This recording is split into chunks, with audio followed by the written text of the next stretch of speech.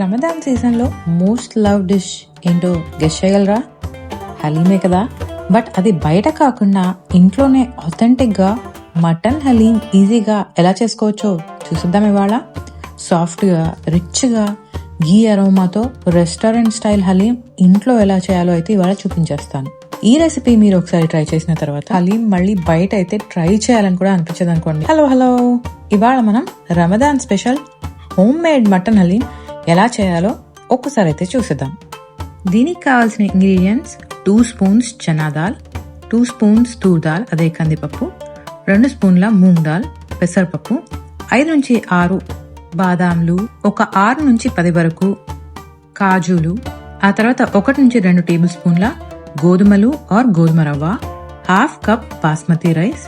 ఇవన్నీ తీసుకుని ఒక గిన్నెలో వీటన్నిటిని కలిపి పోసుకుని వేడి నీళ్ళల్లో అయితే మనం దీన్ని 1 గంట నుంచి 2 గంటల వరకు అయితే నానబెట్టేసుకోవాలి. మొదటిగా వీటన్నిటిని బాగా కడుక్కోండి, ఆ తర్వాత వీటిని నానబెట్టి అలా పక్కన వదిలేయండి. ఆ తర్వాత దీనికోసం మనకి ఉల్లిపాయలు కావాలి, పచ్చిమిరపకాయలు, నిమ్మకాయ, పసుపు, కారం, ఉప్పు, మిరియాల పొడి, 1 టీ స్పూన్ కొరియాండర్ పౌడర్ ధనియాల పొడి, 1 టీ స్పూన్ గరం మసాలా పొడి, 1 టీ స్పూన్ జీలకర్ర పొడి, హోల్ గరం మసాలా స్పైసెస్, ఆ తర్వాత చాలా నెయ్యి. నేను ఒక 350 గ్రాముల బోన్లెస్ మటన్ తీసుకున్నాను. కొత్తిమీర, పుదీనా, అలాగే ఫ్రైడ్ ఆనియన్స్ కూడా కావాలి. ఇక మనకు కావాల్సిన ఇంగ్రీడియంట్స్ అన్ని రెడీ అయిపోయాయి కదా, ప్రాసెస్ లోకి అయితే వెళ్ళిపోదాం. ముందుగా దీనికి మనకి ఒక దట్టమైన బాటమ్ ఉన్న గిన్నె ఆర్ ప్రెషర్ కుక్కర్ కావాలి. ఆ ప్రెషర్ కుక్కర్ ని ఇలా స్టవ్ మీద పెట్టుకుని దాంట్లో మొదటిగా అయితే నెయ్యి వేసుకుంటున్నాను. నేను ఇక్కడ దగ్గరగా 2 నుంచి 3 టీ స్పూన్ల నెయ్యినైతే వేసుకుంటున్నాను. నెయ్యి వేడెక్కిన తర్వాత అందులో 3 నుంచి 4 పచ్చిమిరపకాయలు, తర్వాత కొన్ని లవంగాలు, దాల్చిన చెక్క, ఒక 2 బిర్యానీ ఆకులు, కొంచెం బండ పువ్వు, కొంచెం జాపత్రి, అలాగే కొంచెం జీలకర్ర కూడా వేసుకుంటున్నాను.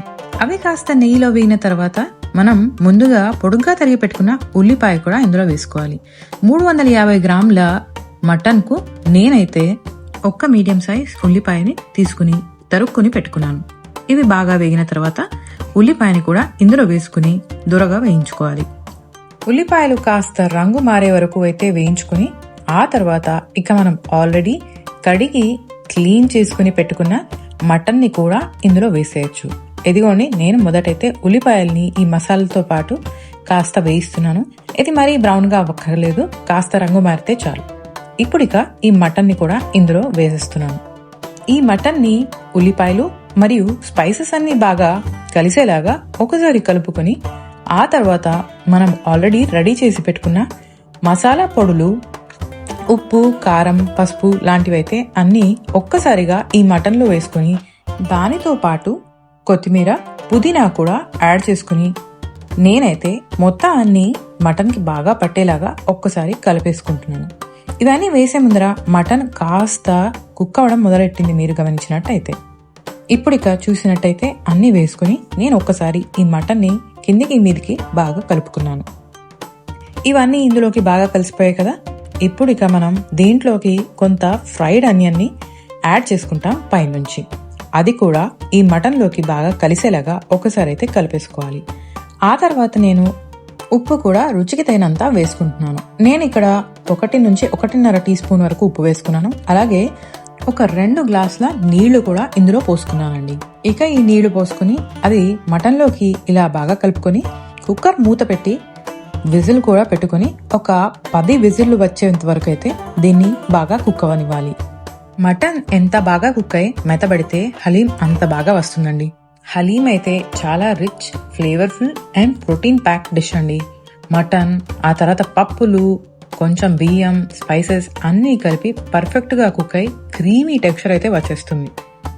ఒక 10 విజిల్ అయితే నాకు వచ్చేసాయి. ఇప్పుడిక ప్రెషర్ కుక్కర్ కూల్ అయ్యాక నేను కుక్కర్ మూత తీసుకుని అందులో ఉంచి పైన తేలిన నెయ్యినైతే కాస్త పక్కన తీసి పెట్టుకోవాలి. దీన్ని మనం తర్వాత యూజ్ చేయబోతున్నాం. మనం ఆల్రెడీ సోక్ చేసి పెట్టుకున్న దినుసులన్నీ ఉన్నాయి కదా, వాటిని ఫ్రైడ్ ఆనియన్స్ తో కలిపి ఇప్పుడు ఈ మటన్ లోకైతే నెమ్మదిగా యాడ్ చేసేయొచ్చు. నేను నెయ్యి తీసి పెట్టుకున్నానండి. ఇప్పుడు మీకు చెప్పినట్టుగా ఆ నానబెట్టుకున్న దినుసులన్నిటినైతే ఇందులో వేసేస్తాను. కుక్కర్ చల్లబడ్డాకే మూత అయితే ఓపెన్ చేసుకోవడానికి ట్రై చేయండి. అప్పుడైతేనే మటన్ బాగా మెత్తగా కుక్ అయిపోయి ఇందాక నేను నుదిమినట్టుగా చెక్ చేస్తే కనిపిస్తోంది మీకు.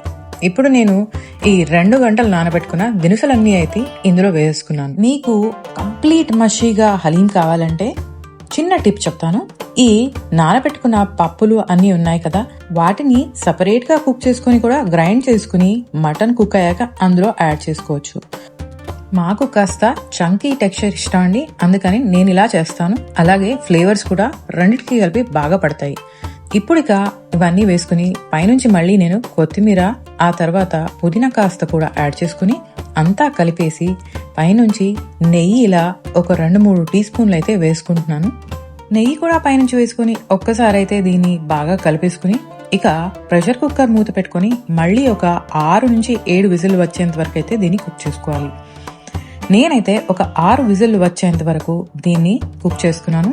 6 విజిల్ వచ్చినట్టయితే అందులో వేసిన దినుసులు కూడా అన్ని బాగా మెత్తగా కుక్ అయిపోయి మటన్లోకి బాగా కలిసిపోతాయి అన్నమాట.